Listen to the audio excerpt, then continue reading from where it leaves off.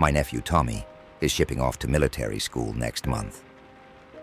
Bright kid, strong, determined, but young. He doesn't know what waits for him out there. I've seen it in his eyes, that mixture of excitement and fear.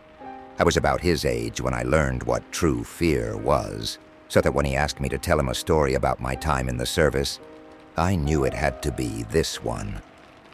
"Grandpa, what was the scariest thing that ever happened to you?" he asked, his eyes wide with curiosity. I leaned back in my chair, took a long drag from my cigarette, and sighed. "You sure you want to know?" He nodded eagerly, unaware of the storm about to unravel in his mind. I didn't tell this story often, not because I didn't believe in it, but because most folks don't want to hear the truth. I watched the rain outside hit the window, the same way it had that night. "All right," I started. I was 24, fresh out of military school like you'll be soon. We were coming home from a training exercise, 10 of us on this old bus, driving down endless stretches of road through Michigan, nothing but cornfields for miles. It was dark, around midnight, and the rain was coming down hard. You know the kind of rain that makes it hard to see anything beyond the wipers? Yeah, that kind.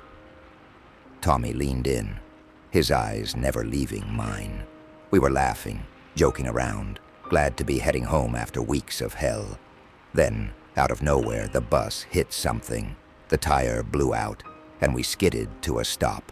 Our driver, a grizzled old guy, swore under his breath as he got out to check.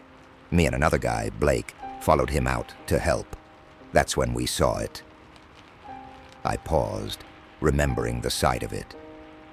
"A knife," I continued. "Not just any knife. A long, jagged thing, almost like a dagger. It was stabbed right into the tire. We pulled it out, and the blade gleamed even in the rain. I'll never forget the weird symbols etched into it, like something ancient. The tire was messed up, but the driver figured we could limp along if we drove real slow." I could see Tommy's skin starting to crawl, and I hadn't even gotten to the worst of it. We got back on the bus and kept driving, but something wasn't right. A couple of us were still awake, sitting in the back, when we saw this guy standing by the side of the road, trying to hitch a ride. He looked harmless enough at first, just some guy caught out in the storm. But as we slowed down to pick him up, I noticed he looked off. His clothes were torn, and he was soaked to the bone. But that wasn't the part that bothered me. It was his face. He had this wild, haunted look in his eyes. He looked back at the road more than once like something was chasing him. Tommy was hooked now, leaning forward, hanging on every word. We let him on the bus, and immediately I could tell something wasn't right. He sat down, kept glancing over his shoulder, barely spoke a word. One of the guys asked him what happened, and he tried to brush it off, said it was nothing, but I wasn't buying it. Finally, we pressed him harder, and that's when he cracked. He told us this crazy story about how his family had been attacked by wolfmen.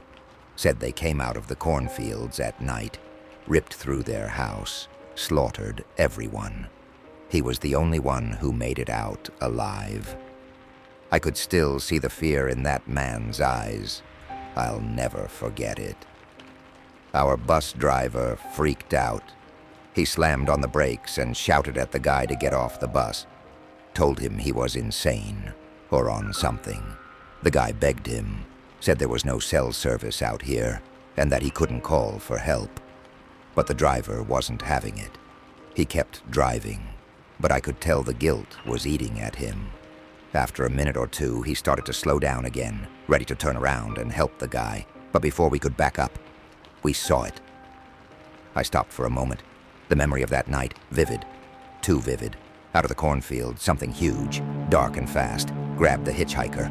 We barely saw it, just a blur of movement, but it yanked him back into the corn before any of us could react. His scream, I'll never forget it. The thing dragged him off like he was nothing. Tommy's eyes were wide now. but he didn't say a word. We freaked out. The driver tried to gun it, but that damn tire finally gave out. We were stuck, stranded. Up ahead, we saw a small gas station and a market, so we made a run for it. We barely made it inside before those things came out of the fields. Dogmen, Tommy, huge wolf-like monsters, walking on 2 legs, some on all 4s. They were dragging the hitchhiker's body, and they started eating him right there in front of us. I could see the horror on Tommy's face now, but I had to finish the story. We stayed in that gas station for hours, watching as those things tore into the hitchhiker like animals. They knew we were there, too.